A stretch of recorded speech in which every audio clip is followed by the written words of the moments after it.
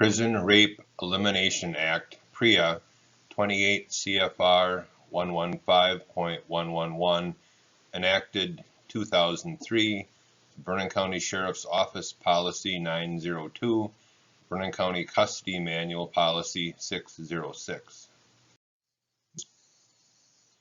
Agenda. 1. PREA Overview and Key Definitions. 2.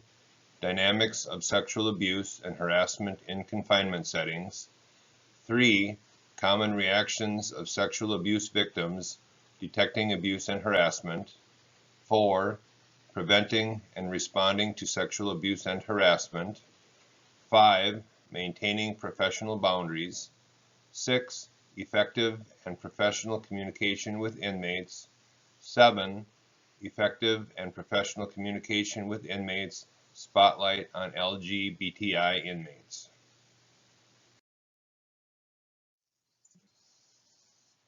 PREA Overview and Key Definitions. Overview. Prison Rape Elimination Act, PREA, establishes a zero-tolerance policy toward sexual abuse and sexual harassment in correctional facilities, including county jails. Contains standards to prevent, detect, and respond to sexual abuse, harassment, and retaliation against all inmates. Definitions: Sexual abuse.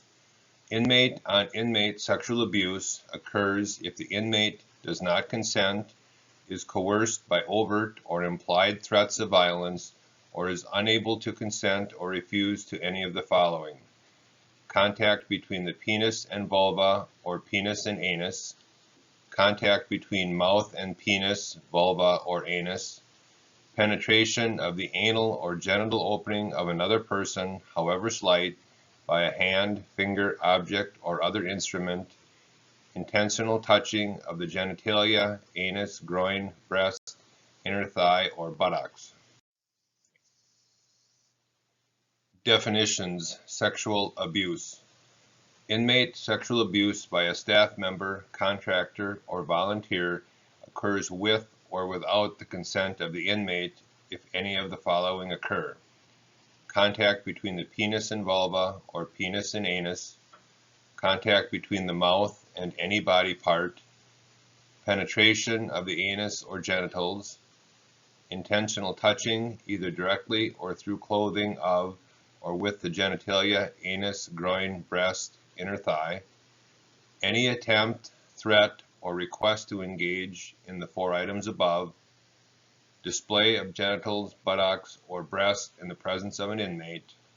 Note: contact is allowed as long as part of official duties, searches, urine tests, accidental contact, etc. Due to the position of power by a staff member, inmates cannot give consent. Definitions: Sexual abuse.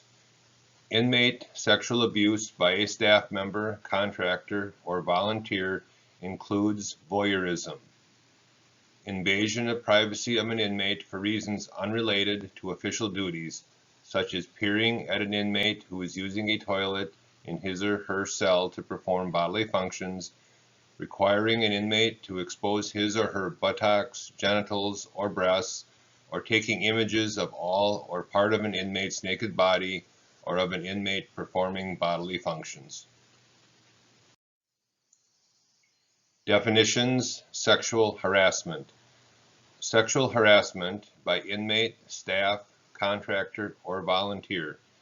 Repeated and unwelcome sexual advances, requests for sexual favors, verbal comments, gestures, or actions of a derogatory or offensive sexual nature, includes demeaning reference to gender, includes sexually suggestive or derogatory comments about body or clothing, includes obscene language or gestures.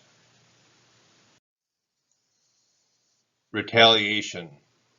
It is the policy of this office that all inmates and staff will be protected from retaliation.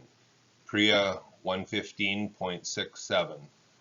All inmates and staff who report sexual abuse or sexual harassment or who cooperate with sexual abuse harassment investigations will be protected from retaliation.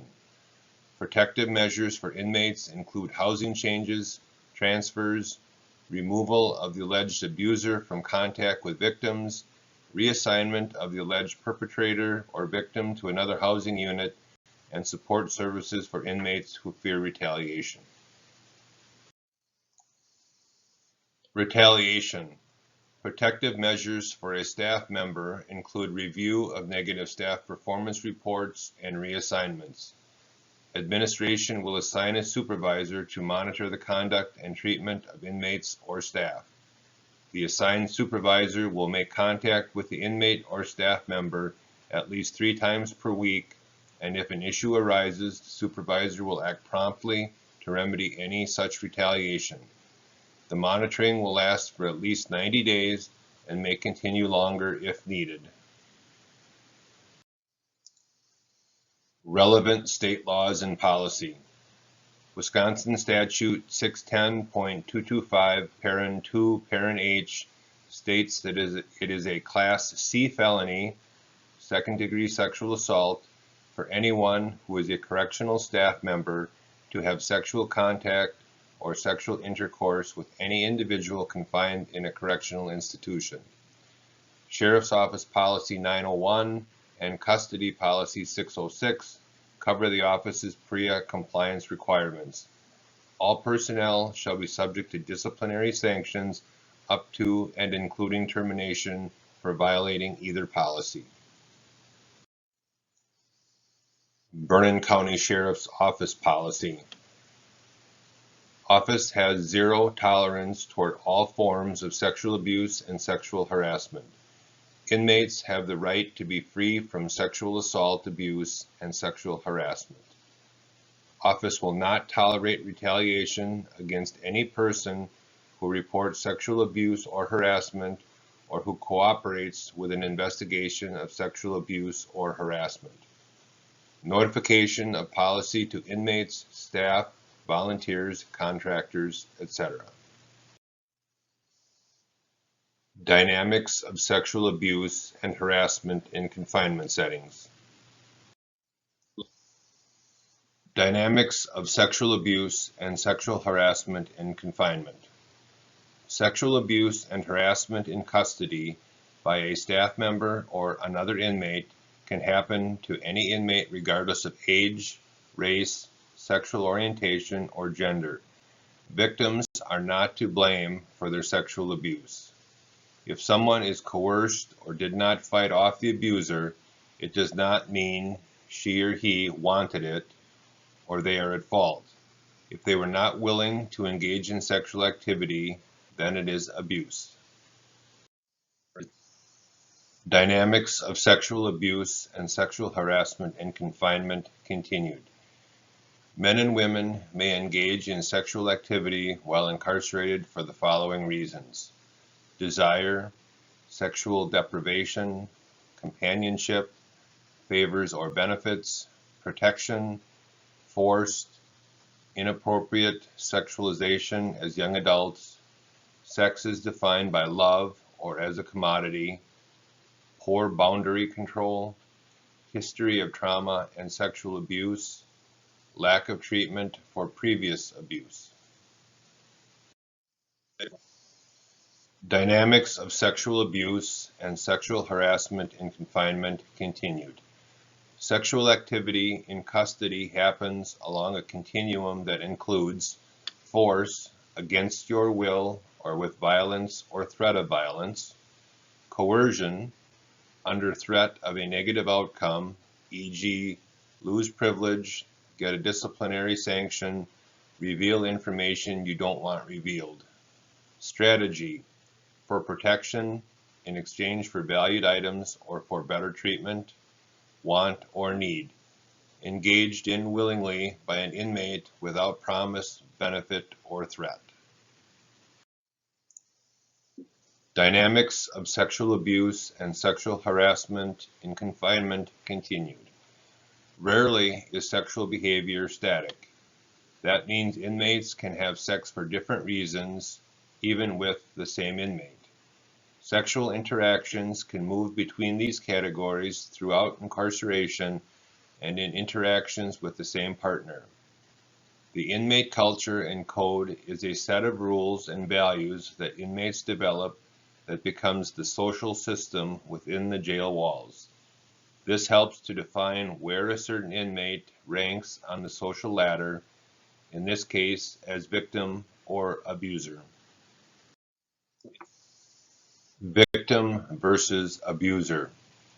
In order to help protect the inmates, it is best to know who is most likely to become victims and who is most likely to be the abuser.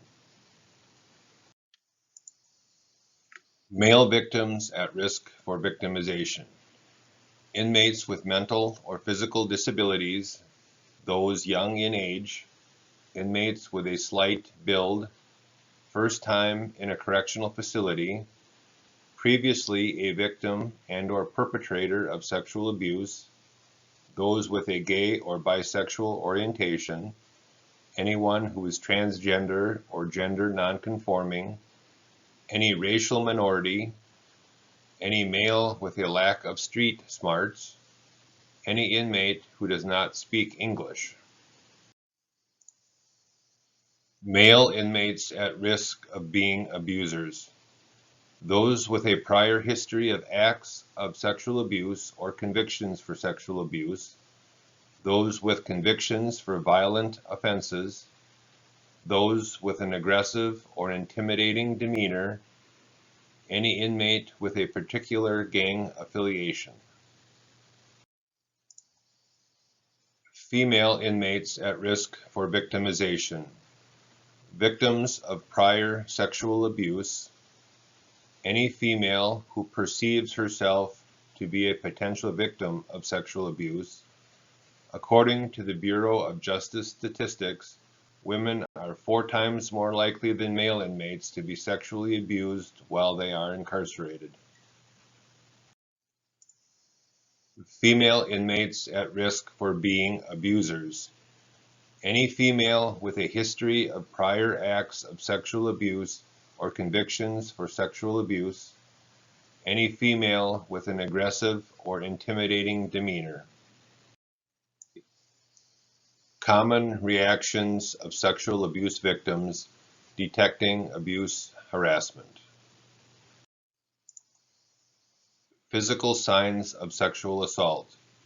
Sexually transmitted infections and/or diseases, unexplained pregnancy, stomach or abdominal pain, difficulty in walking or sitting, unexplained injuries.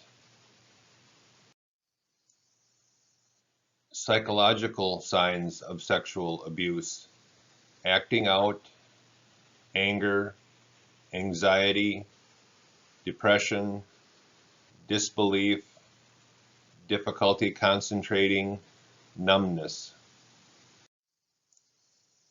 Additional indicators of sexual victimization: isolation, increase in misconduct, depression, increase in sexualized behavior, lashing out at others, refusing to shower, change in relationships with other inmates, suicidal thoughts or actions, seeking protective custody, unusual aggressiveness, lingering near staff, refusing to enter an occupied cell or transport vehicle, requesting administrative segregation. Staff awareness. To detect sexual abuse in terms of physical signs requires staff to be vigilant in noticing physical changes of inmates. Psychological signs can present in different ways. It is important for staff to see if an inmate is acting out of the ordinary or exhibiting any of the above listed signs. Red flags, inmate on inmate. Verbal harassment, stalking or grooming of another inmate, difficulty controlling anger, poor coping skills, strategies, voyeuristic, exhibitionistic behavior, graffiti, inmate using food for favors, inmate afraid to shower, will not shower with others, drama, fighting over stuff. Red flags, inmate on inmate continued. Increase in money transfers, heard bragging about getting someone, access to extra canteen without money, referred to in another inmate's mail, always wants a two-person cell, sudden changes in behavior of inmates when another inmate leaves the area, someone who has lookouts. Red flags, staff on inmate abuse. An inmate having access to more privileges, an inmate spending more time around or with a certain staff member, outside volunteer or contractor, an inmate exhibits increased familiarity with staff, i.e. usage of first name, increase in disrespect, demonstrated knowledge of staff personal life, an inmate questions a staff member's absence, an inmate sending kites or notes to a specific staff member or vice versa. Red flags, staff on inmate abuse. The staff member may make changes to the routine, may make changes in personal life, may change appearance, increased overtime hours, appearing at work during off hours, bringing inappropriate items to work, attempts to find out information unrelated to work about an inmate, isolation from other staff. Red flags, what should I do? Once a staff member begins to notice red flags, the most important next step is to share the information. Make your supervisor aware of your observations and of your concerns. If appropriate, the supervisor shall notify all correctional staff through the shift email. It is important for all staff to be aware of the situation so all staff can be watching the situation. Staff shall complete an inmate jail log stating their observations. Logs are needed so that a record of the activity can be made and repeated behavior can be dealt with.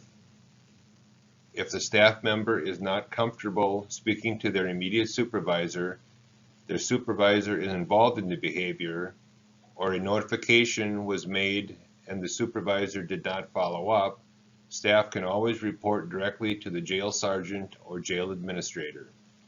If the red flag suggests a sexual assault has happened, work with the shift supervisor and administration to decide if a change in housing location for the suspected victim or alleged perpetrator is appropriate. Preventing sexual abuse and harassment. Prevention. Provide the type of supervision necessary to prevent sexual abuse. Be active participants in supervision of inmates. Let the inmates know you control the block, not them. Learn the behaviors of the inmates so you can tell when something is wrong. Be as observant as possible. Prevention. What can you do? Observe and learn the patterns and behaviors of the inmates you supervise to better prevent, detect, and respond to sexual abuse. Be approachable and respectful by using professional communication. Remember your role with inmates and refer them to appropriate staff. Follow your agency policy. Prevention. Be aware of blind spots or physical barriers. Nothing takes the place of officer awareness. Educate inmates on PREA and repeat the message. Continue to mention the zero tolerance policy. Encourage inmates to report any incidents or threats and let them know you will work to keep them safe. Identify inmates who pose a risk as sexual abusers or victims. Watch for warning signs that an assault may have occurred. Prevention. Be proactive. Report your concern over sexual safety before an act of sexual assault or harassment takes place. If a concern is brought to a staff member's attention, she or he should also remind inmates that they can make reports in these ways. Verbally, staff to complete jail log as soon as possible. In writing, by way of tablet request or grievance, or by paper if an inmate is in discipline. Calling helpline 637-7007 as a way to report outside the detention facility. Third party. A report can be taken from another inmate or a member of the public by calling the detention center and asking to speak with a supervisor. Information on ways to report concerns are included in the PREA section of inmate rules. Retaliation. In order to be proactive and encourage reporting, both inmates and staff must be comfortable in knowing that protective measures are in place to prevent retaliation. Sheriff's Office Policy 901.6 and Custody Manual 606.5 state that anyone who reports or cooperates in a sexual assault investigation shall be protected from retaliation. See slides 9 and 10 for review of office retaliation policy and procedure. Prevention. Services available for inmates. Helpline, jail ministry. If an inmate needs to speak to someone not affiliated with the sheriff's office, it should be referred to the jail nurse, who can arrange for a consultation with a member of the ministerial group. Mental health, advanced correctional health care. If an inmate requests to speak to a professional about concerns about other inmates, i.e. grooming, protective pairing, etc., they should be referred to the jail nurse, who can schedule an appointment with a mental health provider. Prevention. Services available for staff. Employee Assistance Program, Counselor, 1-800-635-2770 or www.feiap.com, username Vernon. Information about your personal situation is protected within the limits of state and federal laws pertaining to confidentiality. Responding to sexual abuse and harassment. Responding to instances of sexual abuse. Separate victim and accused. Request medical assistance as appropriate. Speak to the victim and ask about any injuries. Do not base your response totally on injuries you can see. Based on the nature of crime, try to move the victim to a private area to ask questions. Be specific in your questions. Ask about any vaginal or rectal bleeding, other injuries if force was used, etc. Any active vaginal or rectal bleeding requires medical attention. Ask about trauma from being struck, kicked, etc. If internal injury is suspected, medical attention may be needed. If an injury is suspected, notify the jail nurse if available. If not, notify the on-call physician and notify the shift supervisor in case transport to the emergency room is required. Responding to instances of sexual abuse continued. Seal and preserve the crime scene. Identify and secure witnesses. Consider any report of sexual assault that has happened in the past 5 days, 120 hours, as an active case as far as crime scene preservation and obtaining evidence from the victim and alleged perpetrator. Instruct the victim and ensure the alleged abuser does not take action that could destroy evidence. Changing clothes, washing, brushing teeth, drinking or eating, urinating, defecating. Responding to report of sexual assault after 5 days have passed. If a report of sexual assault is received and it has been past the 5 days for evidence collection, do the following.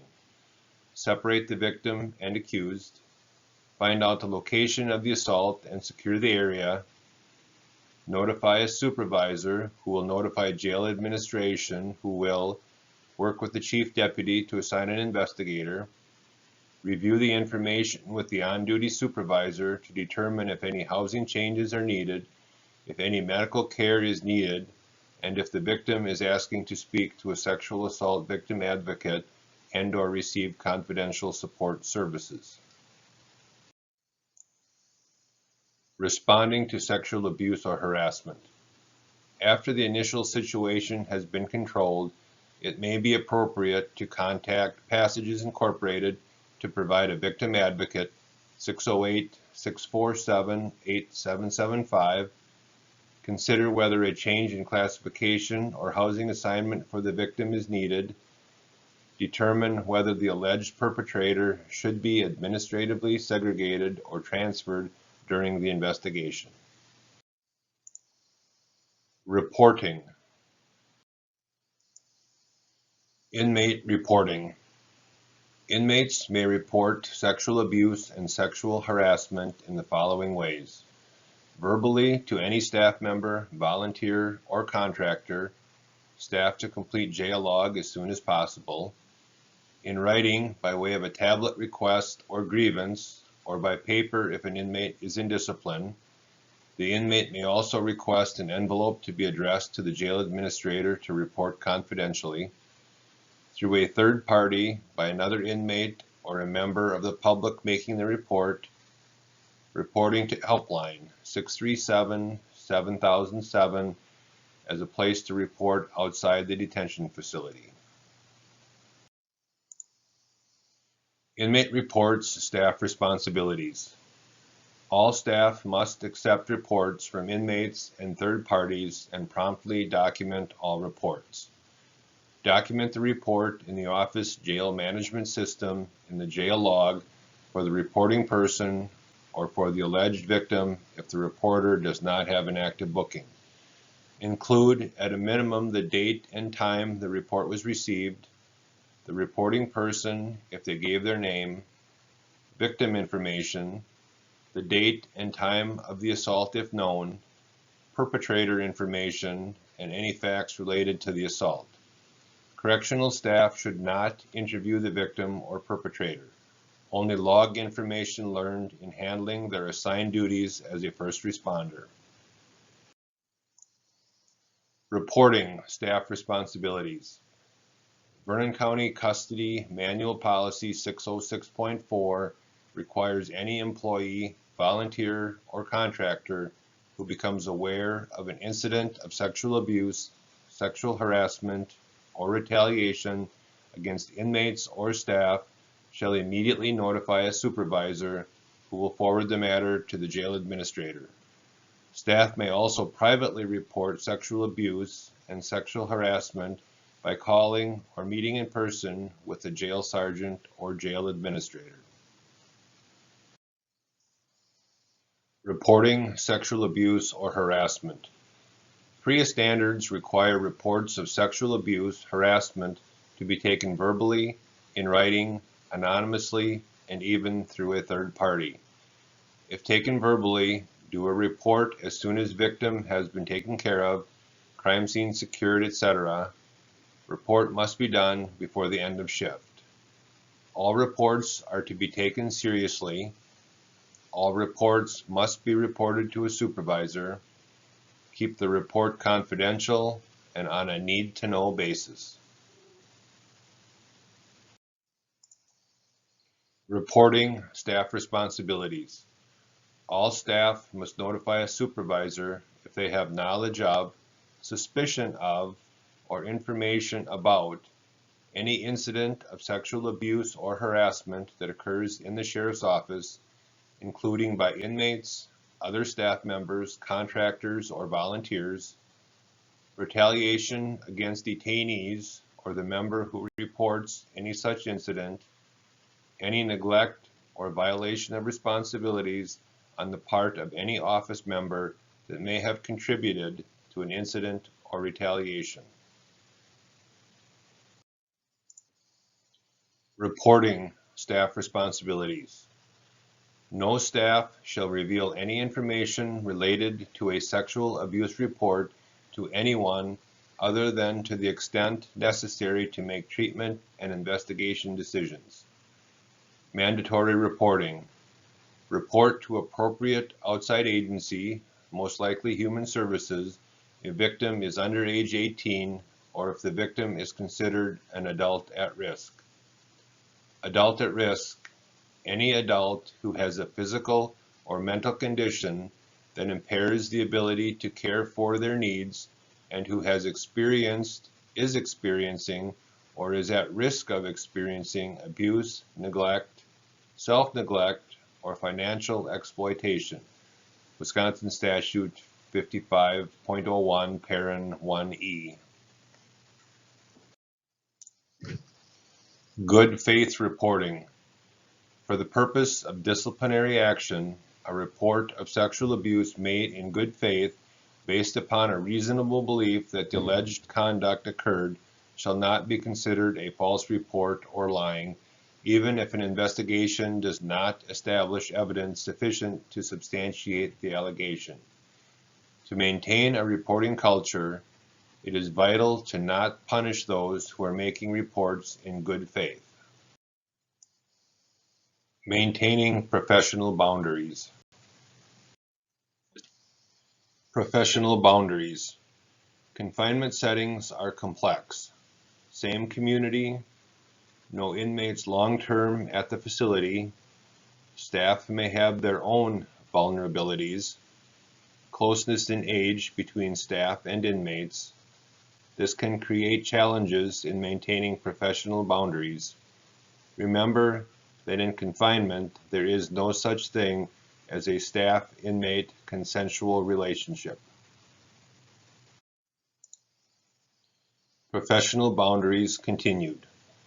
Behaviors that can put you at risk of crossing professional boundaries include making sexual jokes with inmates or in front of inmates, using inmate nicknames instead of proper terminology, discussing personal issues with inmates or in front of inmates, allowing a favorite inmate to have special privileges, feeling like you can trust an inmate to have your back, doing special favors for inmates, contacting outside family members or bringing in contraband, getting involved with inmate issues, gossiping about other staff with inmates or in front of inmates, complaining about your supervisors or your job with inmates. Professionalism compromised. Inappropriate staff-inmate relationships jeopardize security, victimize, re-traumatize those vulnerable from past abuse situations, damage trust among staff, inmates, families, volunteers, and contractors, violate constitutionally guaranteed rights of inmates, create a hostile, sexualized work environment, expose entire agency and staff to civil and criminal liability, polarize the department as people take sides, create media press, undermine public support for corrections and for government. Safety compromised. Inappropriate staff-inmate relationships result in contraband being brought into the jail, create an opportunity for inmates to access restricted areas, can provide inmates with access to information on security and operations at the facility, put the staff in precarious situation, beholding to inmate requests for fear of being found out, create distrust with coworkers, who will have your back, staff stop thinking clearly about safety and security, focused on the relationship. Culture compromised. Inappropriate staff-inmate relationships create a sexualized work environment, create a culture of secrecy and code of silence, create a culture of accepting inappropriate behaviors, make staff uncomfortable to go to work, can result in unwanted media attention, lawsuits, investigations, damage lives, staff, victims, and families impacted. Strategies to avoid inappropriate relationships with inmates. Answer these questions yes or no. Do you look forward to seeing a particular inmate when you come to work? Have you done anything with an inmate you would not want your family or supervisor to know about? Would you be reluctant to have a coworker observe your behavior for a whole day? Do you talk about your personal matters with inmates? Do you believe you can ask an inmate to do personal favors for you?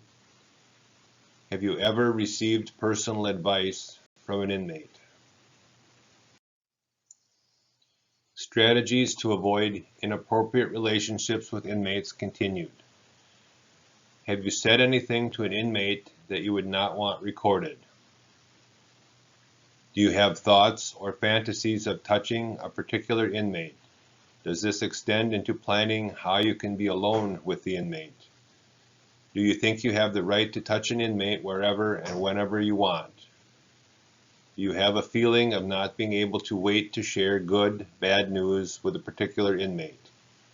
Do you think inmates are not allowed to say no to you no matter what you ask? Have you ever allowed inmates to talk about sexual experiences or sexual fantasies, or to tell sexual jokes in your presence? What if you answered yes? It is important to address your concerns if you answered yes to any of the previous questions. Utilize employee assistance, seek guidance from a supervisor, seek support professionally or from a trusted source. What about your coworker? What if you notice a coworker who is demonstrating some of the signs we discussed? Depending on the severity of behaviors, you can talk with your coworker and make sure they are okay. Tell him/her what you have noticed about their behavior and try to help them. If you suspect sexual abuse or harassment, you must report it. Guidelines for behavior. Do not share personal information. Do not socialize within or outside the workplace. Do not give legal advice. Do not grant special favors. Do not give or accept gifts. Do not gamble or make bets.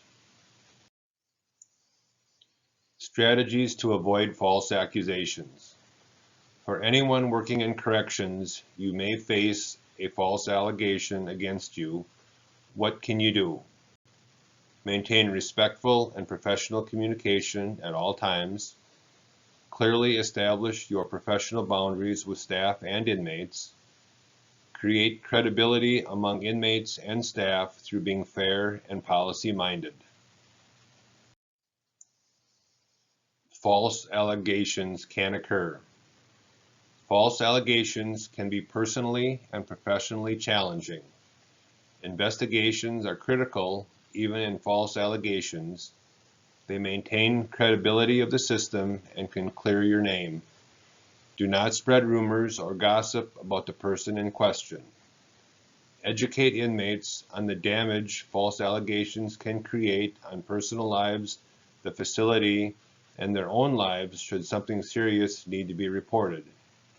When sexual abuse is addressed in policy and practice, there may be an initial spike in both legitimate and false allegations. Effective and professional communication with inmates. Information in this section is provided by the National PREA Resource Center and the Moss Group, Incorporated. What is respect?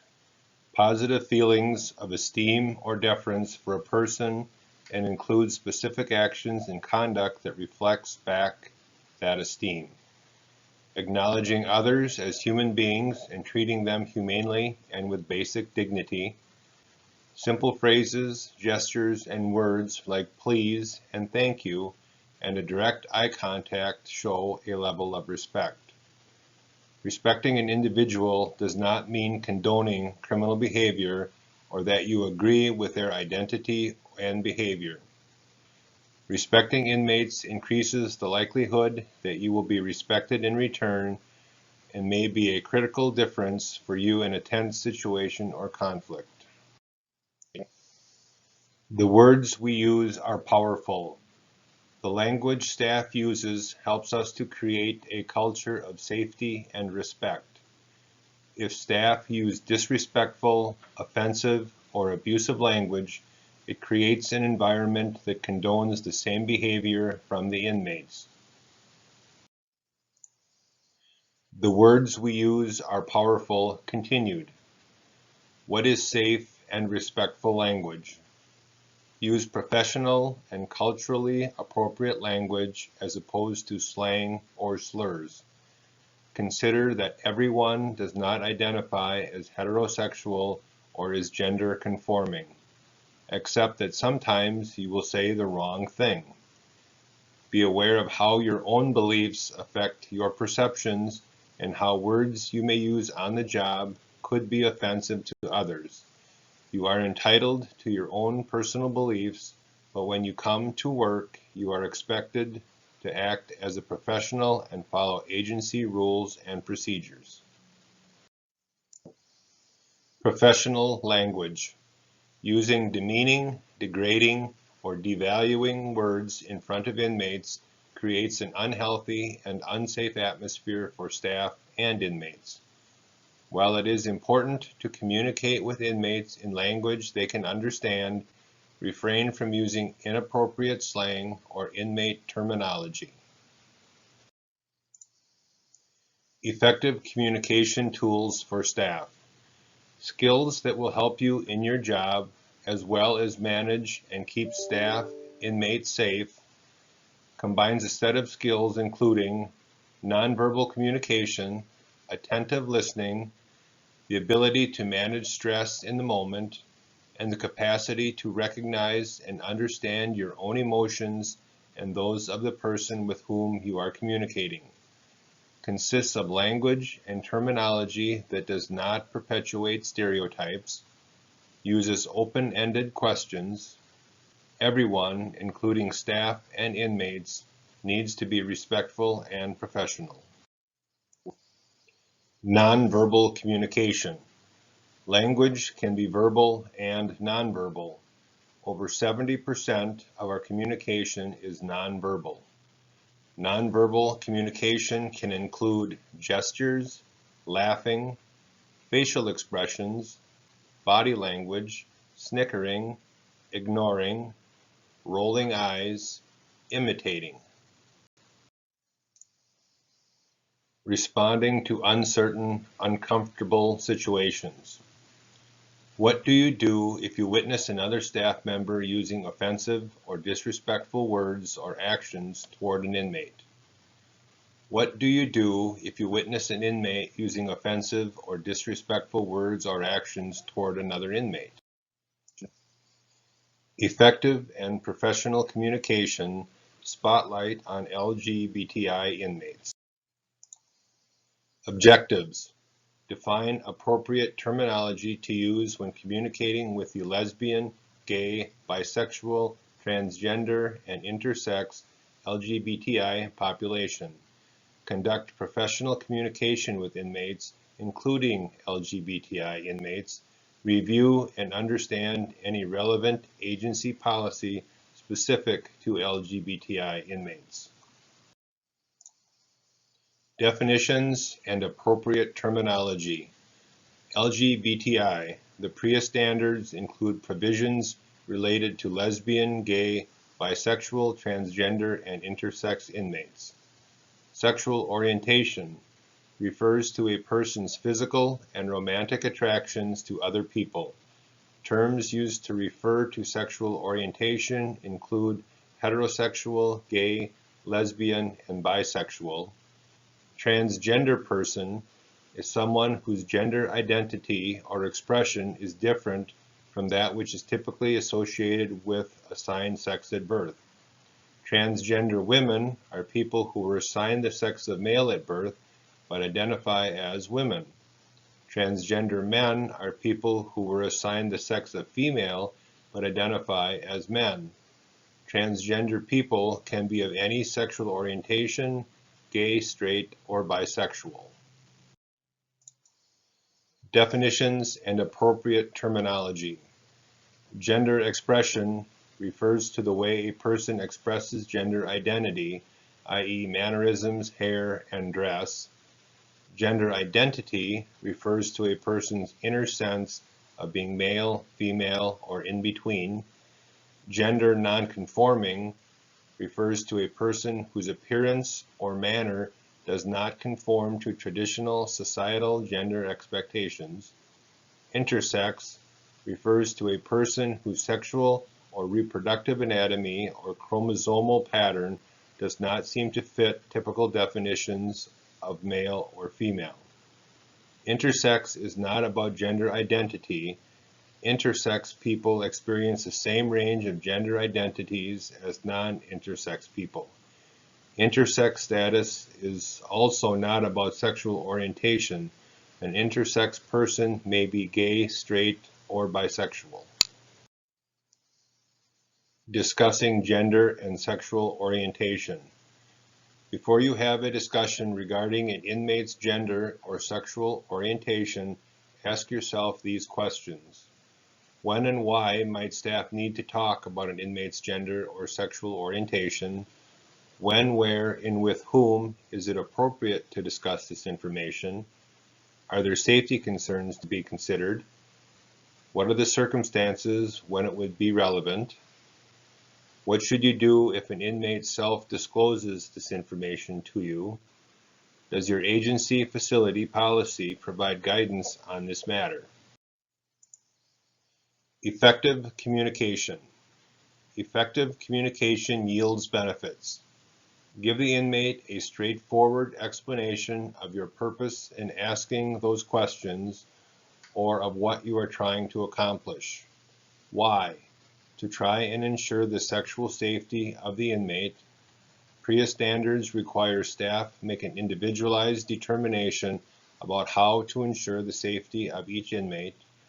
Transgender or intersex inmates' housing and programming needs need to be considered on a case-by-case basis and by taking into account the inmate's views regarding his, her, their own safety.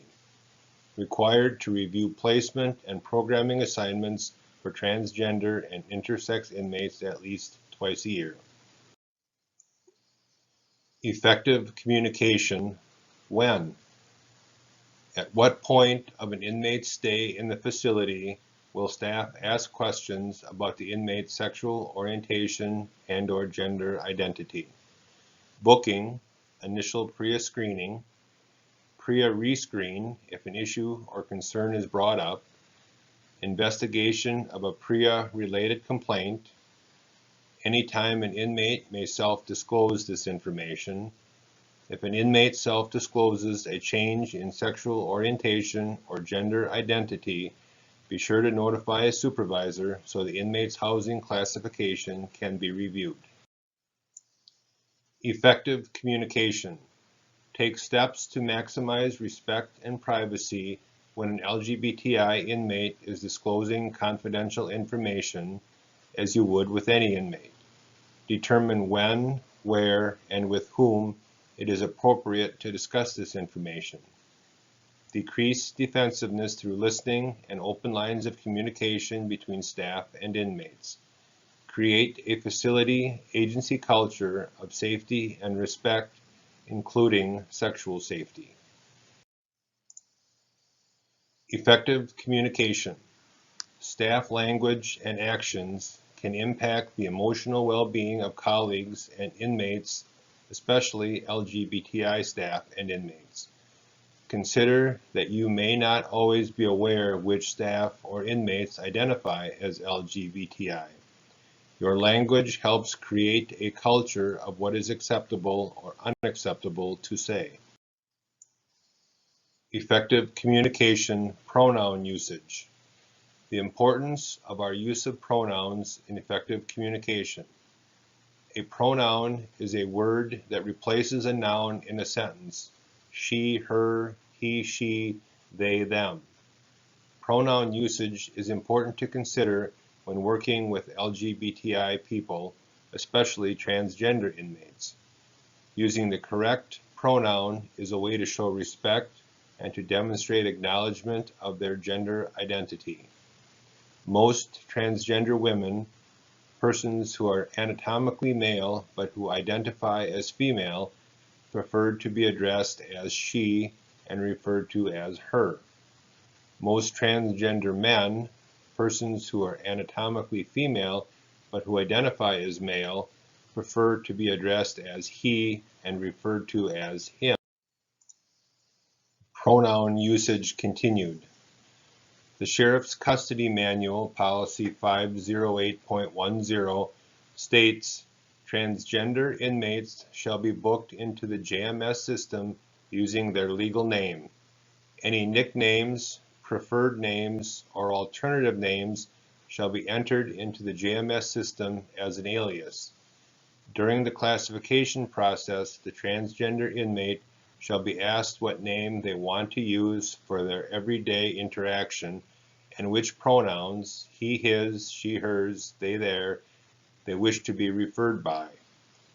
These preferences shall be added to the inmate alert field or notes field on the JMS booking screen so that staff can easily refer to the inmate's preference. In a correctional setting, gender-neutral language means addressing the inmate or referring to them by their legal last name, such as inmate. An inmate's preferred pronouns should be applied consistently throughout the institution. Dynamics transgender inmates. In a recent BJS study, more than 50% of prison and jail inmates experienced a mental health issue during the report period. Transgender individuals have an even higher rate of anxiety, depression, or other related disorders. Transgender individuals may engage in self-injurious behavior or be at greater risk for suicidal ideation. Research shows that LGBT inmates are at highest risk of sexual assault in confinement, with particular high rates for transgender people. A Bureau of Justice Statistics report found that 1 in 8 prison transgender inmates and 1 in 12 jail inmates who identify as lesbian, gay, bisexual, or other has been sexually abused by another inmate. And one study of California men's prisons found that 59% of transgender inmates were sexually abused compared to 4% of non-transgender heterosexual male inmates. Impacts of discrimination. Discrimination against LGBTI persons has been associated with high rates of psychiatric disorders, substance abuse, and suicide.